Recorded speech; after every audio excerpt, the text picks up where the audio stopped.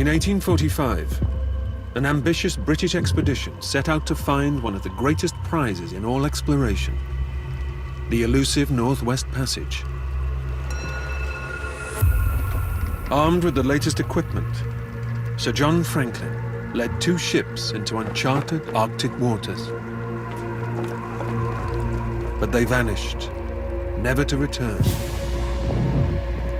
There is no story in the history of British exploration that ends as tragically as this. 129 men disappear off the face of the earth.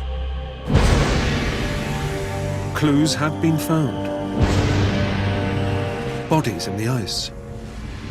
Unexplained sightings of a mysterious ghost ship. Even signs of cannibalism. But without the ships themselves, this remains one of the world's most enduring maritime mysteries. Ships don't just disappear. And if there is a Franklin expedition ship, we will find that ship.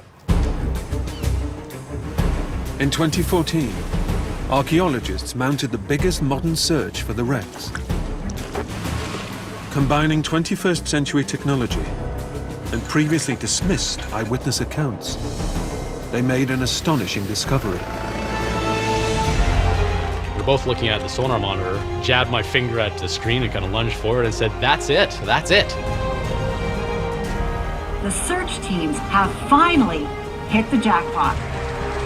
After more than a century of searching, one of Franklin's lost ships is coming back from the dead. Oh, is that a gun? Oh my God, we are going to open up a window directly into history. This is the exclusive inside story of a discovery that's set to rewrite the history of exploration and could finally solve the mystery of John Franklin's doomed expedition.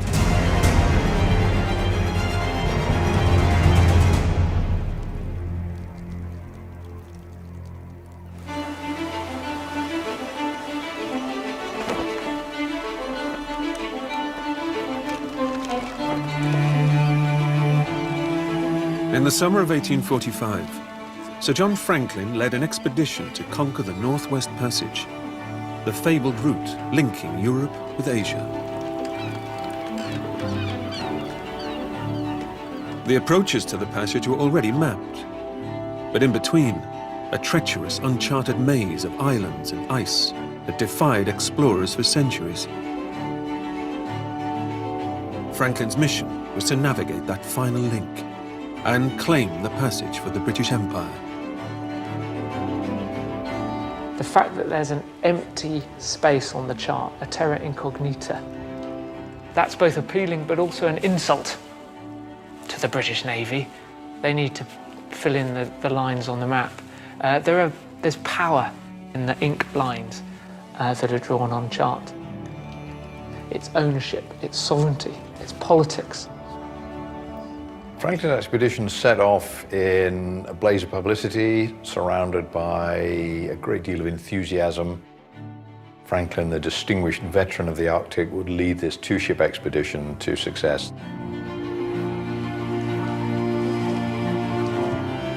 To force the passage, Franklin assembled the best equipped Arctic expedition there'd ever been.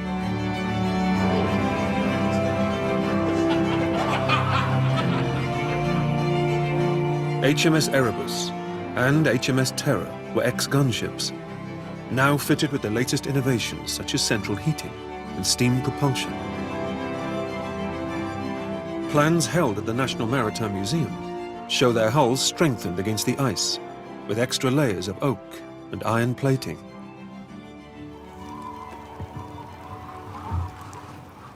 Protection against the desolate and hostile wilderness they were about to enter. It was somewhere that had fascinated men for hundreds of years, but they'd never mastered the environment.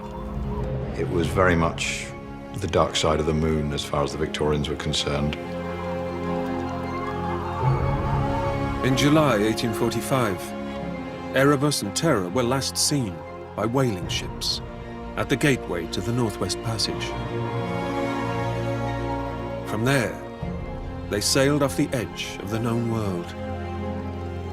they never came back.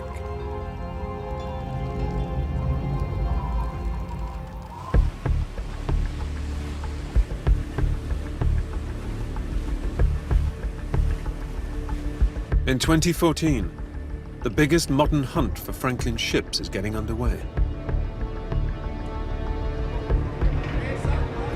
Led by the Canadian government, this multi-agency task force is the culmination of 6 years' effort. With icebreakers, helicopters, and state-of-the-art sonar equipment, all carefully maneuvered into position. One of the driving forces behind this year's search effort is John Geiger. It's the greatest mystery in exploration history. There's nothing that compares with it. It's really important from a historical standpoint to understand what happened to them. Parks Canada's lead diver Ryan Harris has been searching for the wrecks for much of his career. This is actually our 6th field season searching for Franklin's lost ships. We're hoping that there's going to be a payday down the road here.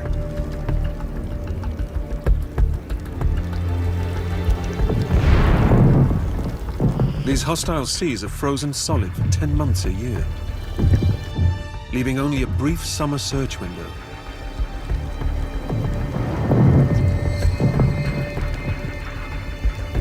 With huge expanses of ocean floor to survey, underwater archaeologist Marc-André Bernier knows they'll have to work fast. So this year, they brought a secret weapon.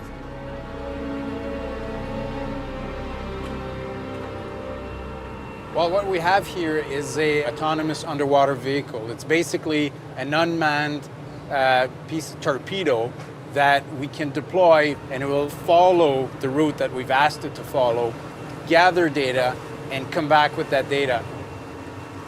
This piece of equipment is quite spectacular.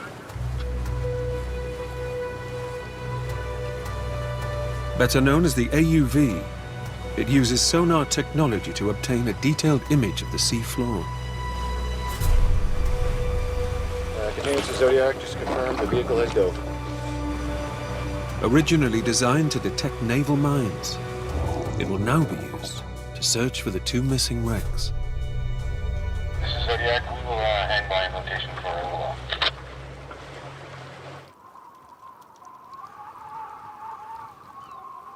Franklin's expedition entered the Arctic in 1845 with supplies for 3 years. But 3 years later, there was no news. And with every passing month, fears were growing that something had gone wrong. In 1850, search parties were sent to the Arctic. And on Beechey Island, at the entrance to the Northwest Passage, the first clue was found.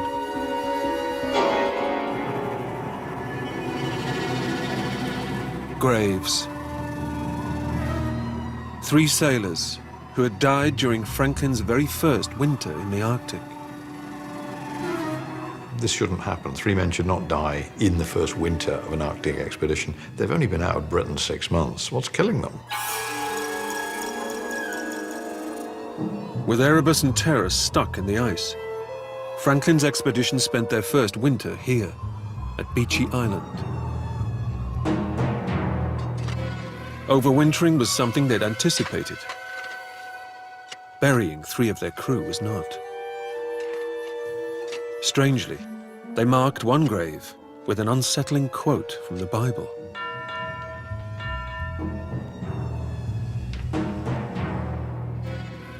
Thus saith the Lord of hosts, consider your ways. Puzzling, it's ominous. Has something gone wrong? Do they sense that something is going to go wrong for the rest of the expedition?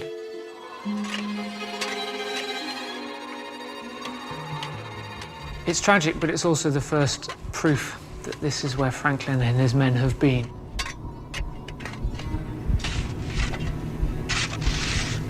Over a century later, in 1984, archaeologists exhumed the bodies to try to find out why they died.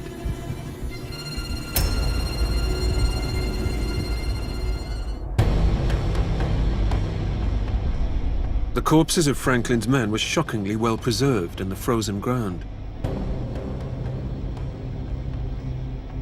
Tests revealed high levels of lead, giving rise to the theory that toxic tinned food had poisoned them. But what actually killed the men remained a mystery.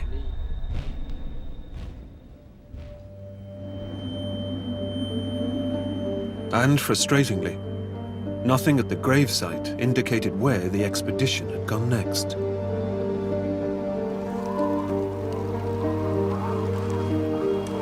All we know is that by springtime, the ice had broken up, and Franklin pushed on, deeper into the maze.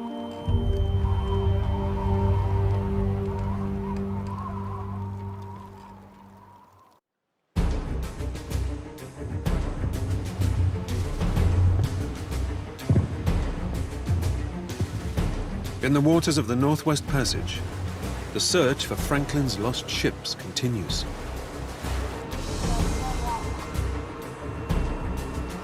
The AUV has brought back detailed images of the sea floor. Anything man-made would show up immediately. But so far, they've drawn a blank. And there's worse to come. When this part of the search team runs into heavy sea ice, it's a worrying development. As hard as it may be to believe, this is somewhere in the Arctic. This is parts of the Arctic. This is as good as it's going to get this year. There's more ice here this summer than there's been for several years. It's thought that Franklin faced exactly the same conditions 170 years ago.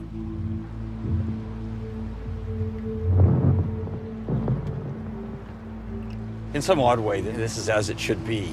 This is a lot closer to what Franklin was dealing with.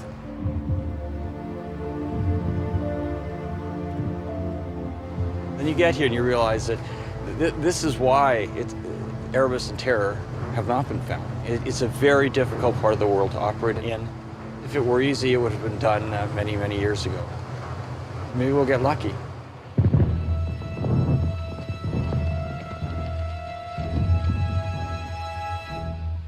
In the same waters in 1846, luck was not on the side of Franklin and his crew.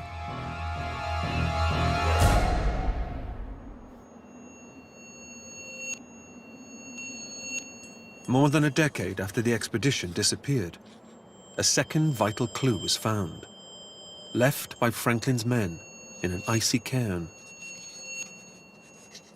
The note, an incredible document, the only written record of the fate of the Franklin cruise. How can a piece of paper hold fortune in its hands? This is the most important object that has been recovered. This precious piece of the Franklin puzzle is now held at the National Maritime Museum in London.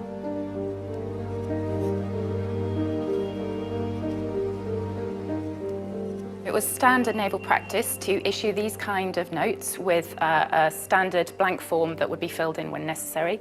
The notes were then placed in tubes like these. They could be just left for people to find information about the expedition. The note reveals that after their first winter in the Arctic, the expedition sailed some 300 miles south before the sea froze around them again. And they spent a second winter locked in the ice. But crammed in around the margins of the same note is a disturbing update. Added a year later, it contains only bad news.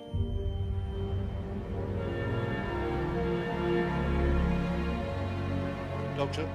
Yes?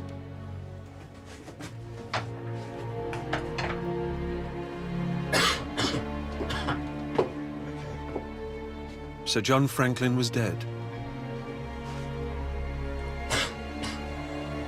9 other officers and 15 men had also passed away.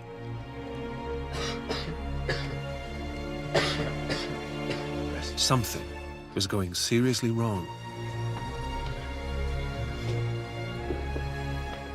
The loss of any leader in the middle of an expedition isn't good news.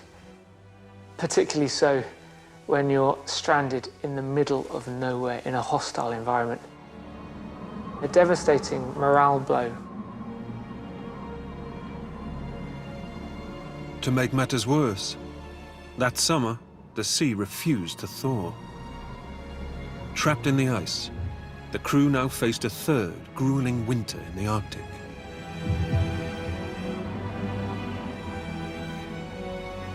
In the perpetual gloom, the ship's bells were rung every half an hour to mark the passing of time.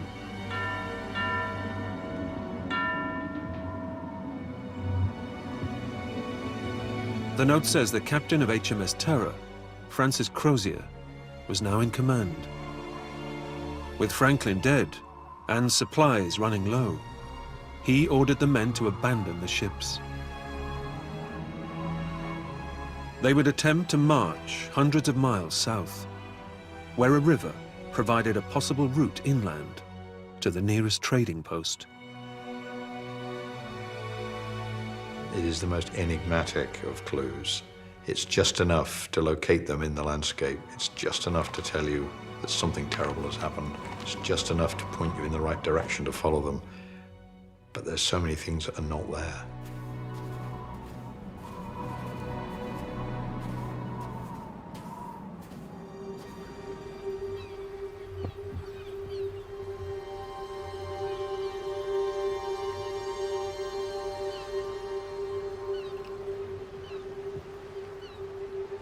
Thanks to Captain Crozier's note, the search team has the coordinates of the last known position of Franklin's ships.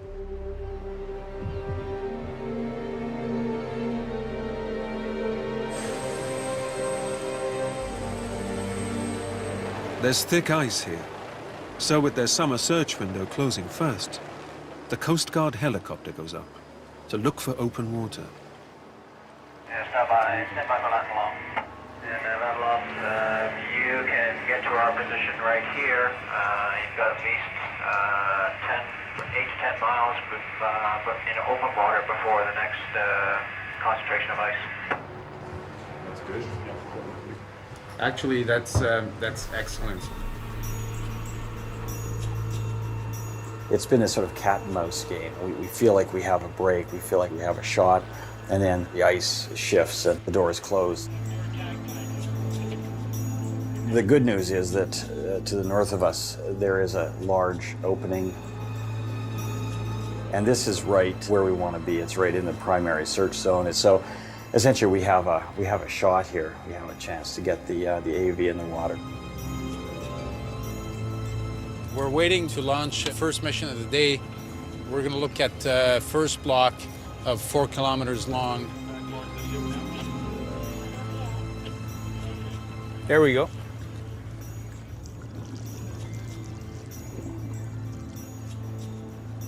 Now the waiting starts. You can see it right out. You have a visual on it now? Just a couple of hours in, drifting ice is yet again spotted near the AUV. The run is aborted. In the northern area, it's been the problem. It's changing very rapidly. This morning we had a window, a very large window, so we went out and very rapidly that opening closed on us from all sides, so now we had to abort. But the ice is moving quickly around us, again, capturing us, trapping us.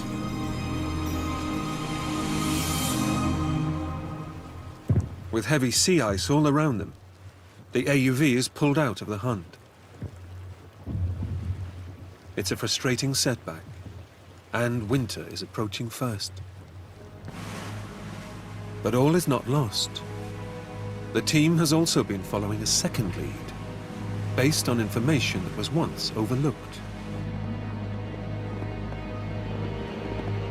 In the oral history of local Inuit populations, there are intriguing stories of a lone vessel seen drifting 100 miles from where the ships was supposedly abandoned.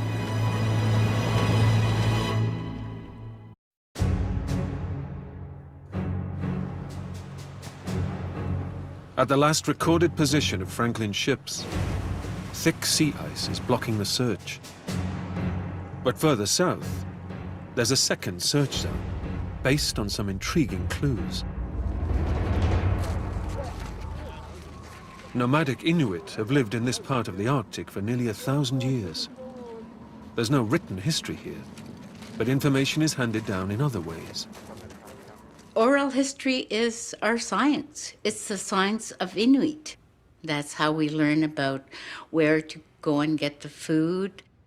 Or you may know about these ice conditions in the springtime.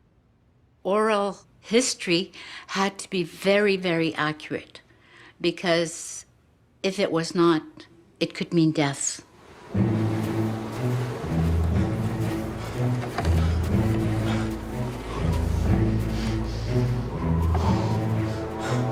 Could these oral traditions provide an important clue to the fate of the Franklin expedition?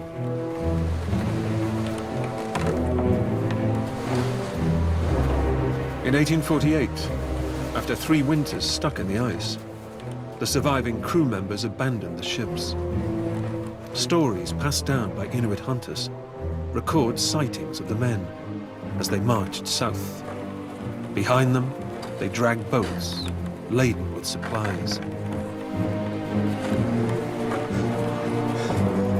They were walking in soft snow and then into cracks in the ice where your foot would plunge through. It was an extremely hard physical and therefore mental experience. If they stop, they die. But there's no solution. So they walk and they pick themselves up and they try and head south, pulling the ship's boats behind them.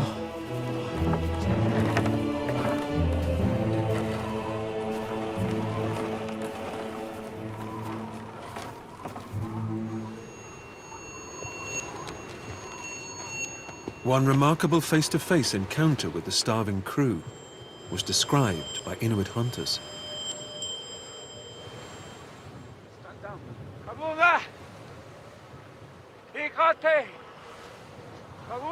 An English officer came forward, shouting the Inuit word for friend. Some believe this was Captain Crozier, who had learned some words on a previous expedition.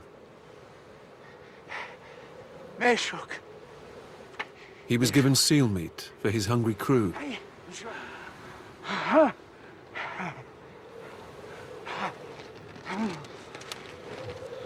But there was no way the Inuit could support so many men.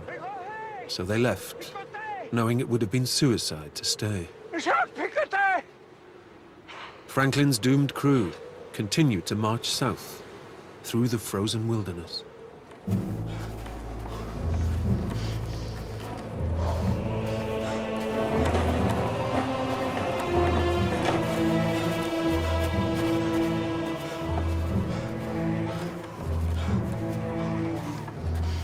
The word cold, as we know it, takes on a different meaning. You feel like you want to roll up in a fetal ball all the time.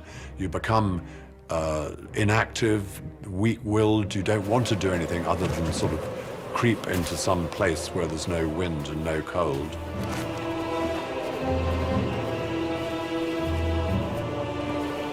But as you get farther from the ships, bodies are found lying on the beach, lying on gravel ridges, lying in small camps, bodies everywhere.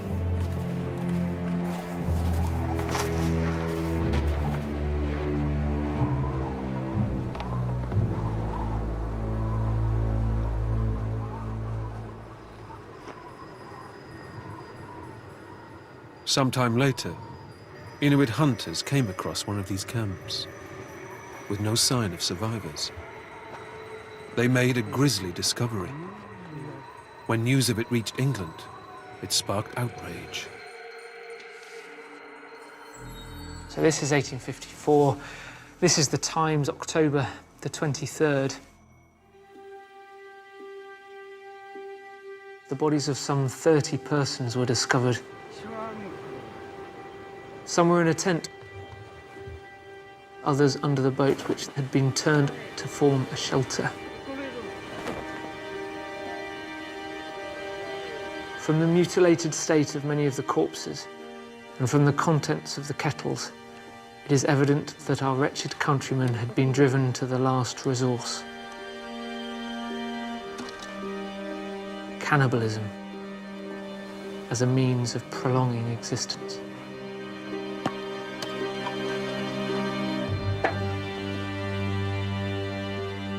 It's a horrendous, horrific truth for a Victorian public to hear. Heroes don't eat each other, least of all naval heroes. To many in Britain, the stories of cannibalism were an insult, and none other than Charles Dickens leapt to the men's defense. He dismissed the Inuit accounts as the uncivilized chatter of a gross handful of people, with the domesticity of blood and blubber. But in 1992, archeologists settled the matter once and for all, when they examined another camp in forensic detail. This site map shows the distribution of the bones that we uncovered at the site. On this end of the site, there is a scattering of bones. They're fairly widely scattered. And then as we move towards this end of the site, you see a dense concentration of bones in this area here.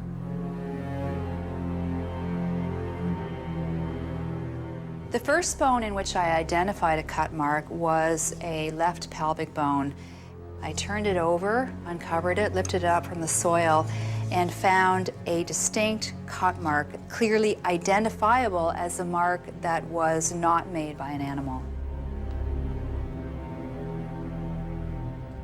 These kinds of human-made cut marks tend to have a V-shaped cross-section depending on the shape of the blade.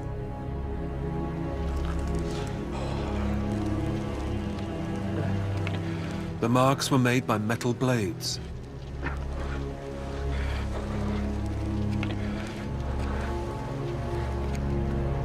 Flesh was stripped from these bones by knives forged from British steel in a last desperate bid for survival.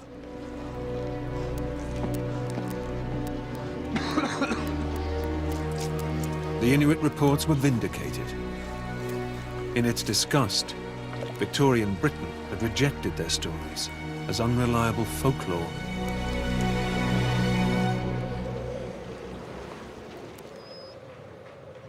But in dismissing Inuit oral tradition, many later searches also overlooked clues about the fate of Franklin's ships. According to Inuit accounts, one of the abandoned ships was crushed in the ice before sinking off King William Island. But oral history also preserves clues about the fate of the second ship. In recent years, this local knowledge has been gathered together by amateur historian Louis Kamukak. With the elders involved, we collected all the place names in this region, because place name is one way oral history is passed down.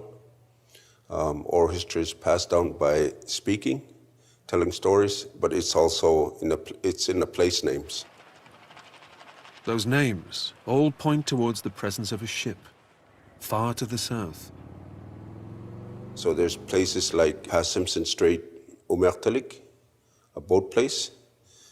That's a story where one of the ships was when it was still afloat. That's why it's called a boat place. The idea that one of Franklin's ships could have made it this far south, 100 miles from its last recorded position, is intriguing. Other Inuit sightings extend right down towards the mainland. And guided by that information, this has become another focus for recent searches.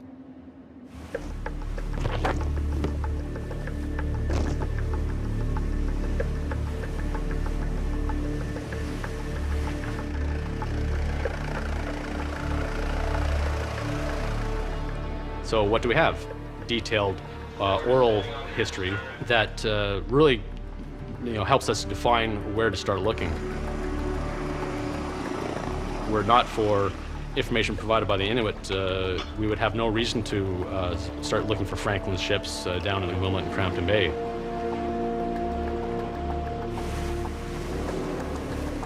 These southern waters have remained ice-free all summer, and a boat run by the Arctic Research Foundation has been surveying here with a towed sonar unit.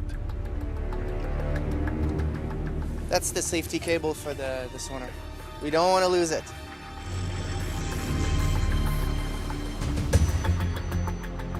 This time the data comes in live, and searchers work in shifts to keep a constant eye on the screens.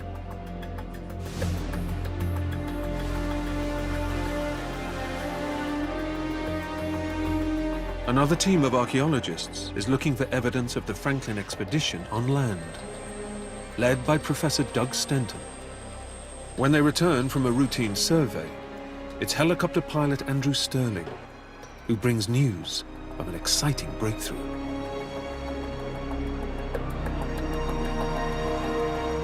Just walking on the beach, something caught my eye out at the side, and it just looked out of place, the color in behind a rock. So I just went over to investigate it. Wasn't sure at that time what it was. It was a large piece, it was unusual. It wasn't sort of just your usual thing, artifact on the ground. So I looked around and Doug's finished up. So we called him over and he's like, oh, good find.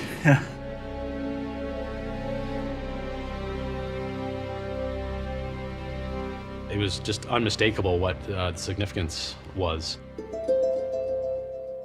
It was marked with 2 Royal Navy broad arrows, an indisputable indication that this came from a Royal Navy ship and undeniably from either Erebus or Terror.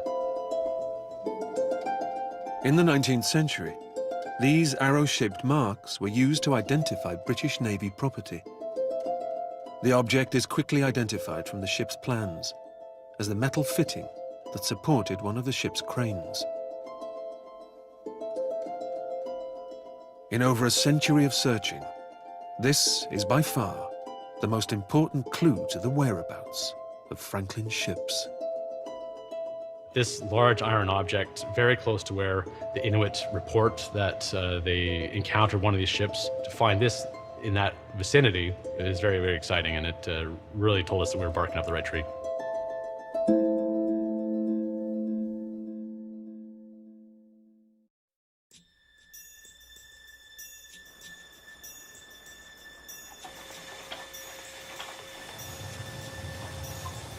The discovery of a metal artifact from one of Franklin's ships has dramatically reduced the radius of the search.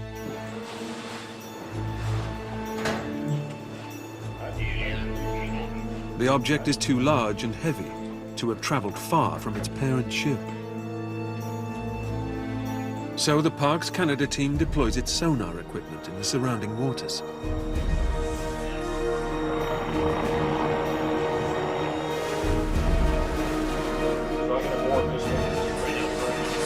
And after just a few minutes, a signal appears. John Moore, a colleague, and I were manning the side-scan sonar station. We're both looking at the sonar monitor, and there it comes. This really unmistakable outline of a shipwreck. No doubt what it was. Started to scroll down the monitor. And it wasn't even halfway onto the screen before you really knew what you were looking at. I jabbed my finger at the screen and kind of lunged forward and said, "That's it, that's it."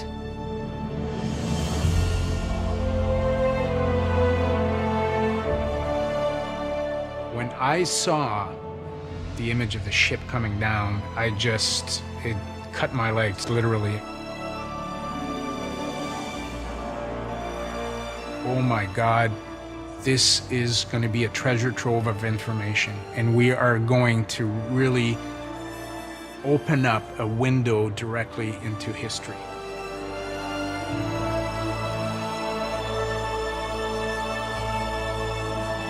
This is a great moment for exploration. We've been searching for, 160 years for answers to what happened to the Franklin expedition. The best equipped, most finely prepared and trained expedition that had ever set out for the Northwest Passage, and to have it literally obliterated. And in mass disaster, no survivors, and no ships. It's just, it's been a confounding mystery. To finally have something significant, to finally have a ship is incredible. I've spent most of my adult life dreaming of this day, and it's here. This is a day of some very good news, and that is that we have found one of the two Franklin ships. Scientists have located one of the ships from the fabled Franklin expedition. One of two ships used to search for the Northwest Passage. Search teams have finally hit the jackpot. An absolutely incredible day for those people, some of whom have spent, a good chunk of their life's work.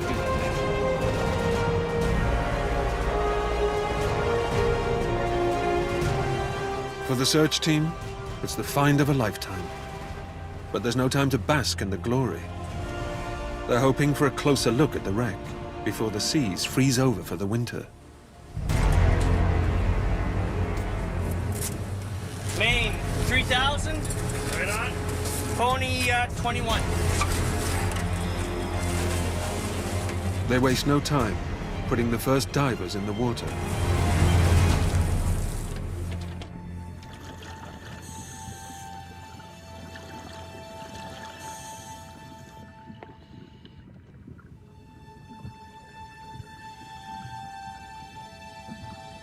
I'd caught a glimpse of the timber on the seafloor, followed along its length, just growing anticipation and excitement, and then, boom.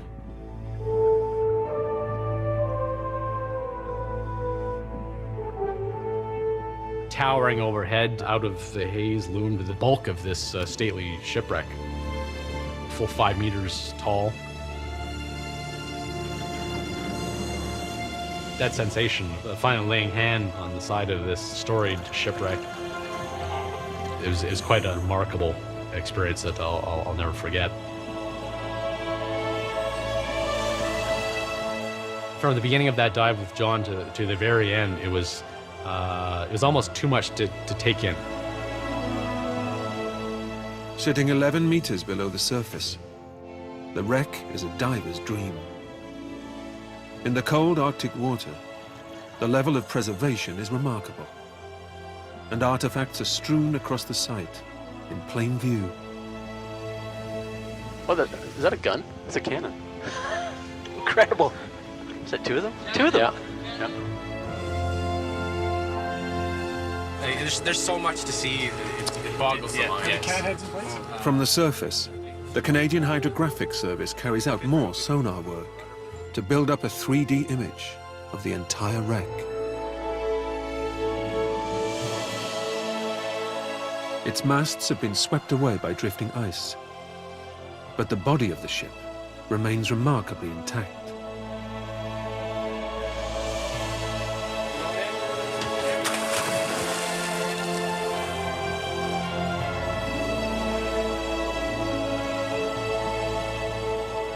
Holes in the deck even allow the divers to get their first look inside the ship. And I was peering around inside the ship, just gazing inside, and you could look forward and see murky features. Just the incredible sensation of being inside, sharing this place where the men of the Franklin expedition went through these difficult experiences. That's where they would have spent long, harrowing winters to the dark Arctic nights. It's just an absolute remarkable sight. The fact that it still stands intact, it allows you to sort of place yourself there. You feel this connection with the past. It's really quite astonishing.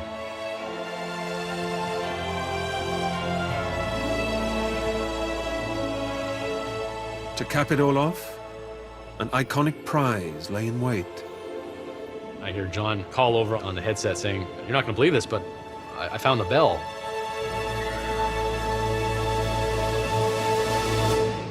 And I thought I must have misheard him.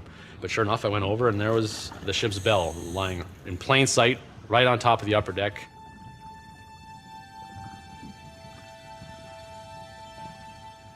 Embossed on the side is the year the ship set sail, 1845. A poignant reminder of the terrible fate of the Franklin expedition.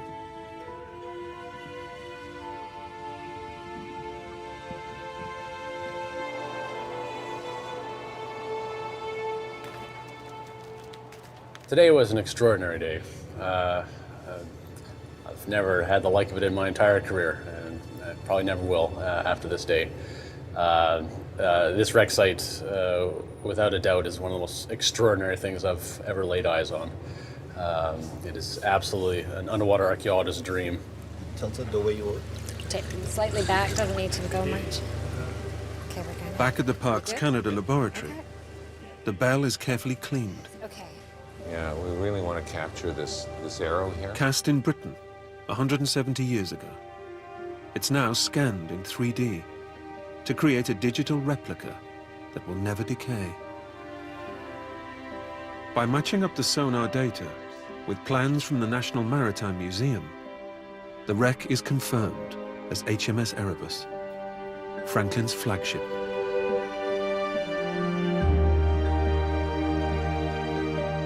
The sonar image enables us to build a computer-generated picture of the wreck in all its glory.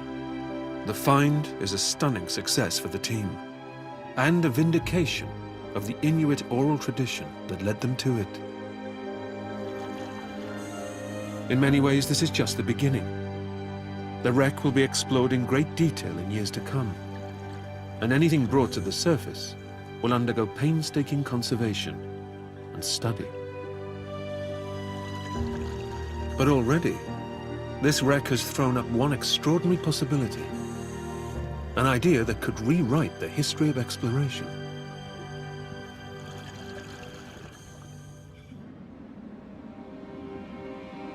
Originally, it was thought both ships had been abandoned off King William Island, much further north.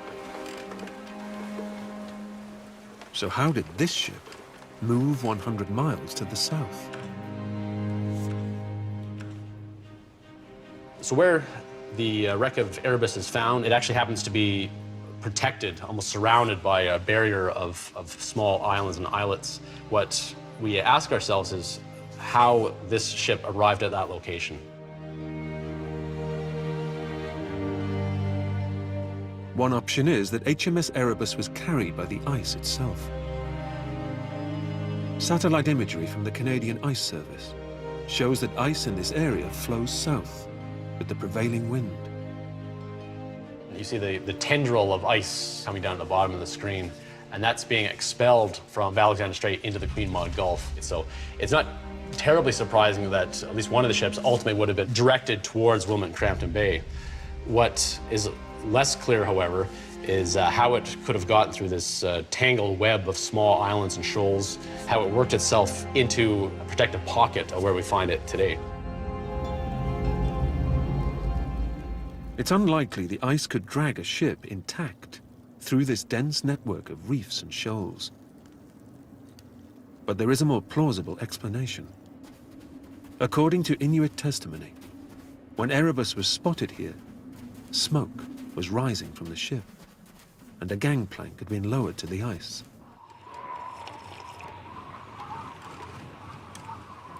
Had some men returned to the ship, while the rest continued to march? And did they steer the ship to where it now lies?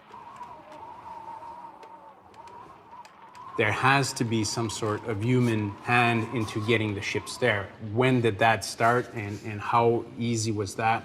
Those are the kind of questions that we're going to look into. The possibility that crew members steered Erebus to its final resting place is crucial. From this point onwards, the Northwest Passage had already been surveyed. Any of Franklin's men who reached this spot would have completed their mission's goal.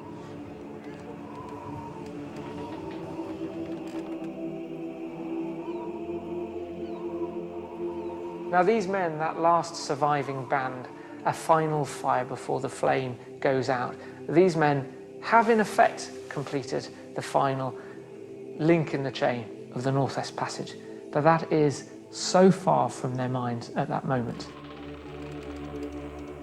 These men are thinking nothing of fame or records. They're thinking of the following day.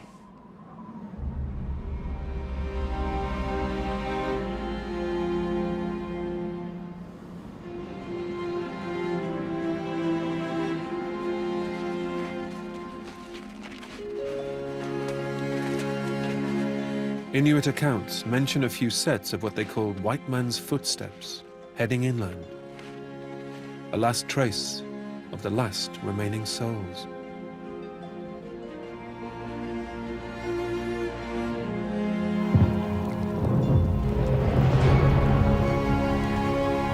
In navigating the ship to where it now lies, those men would have found the final link of the elusive Northwest Passage. The wreck of HMS Erebus is a monument to their achievement and to the sacrifice of all 129 men of Franklin's lost expedition.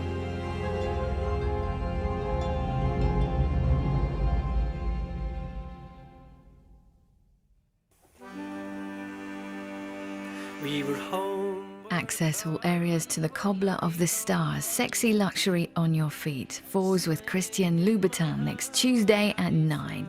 But next up, a mystery man for Catherine. How's she gonna take it? Not safe for work. True concerning Franklin and his gallant crew.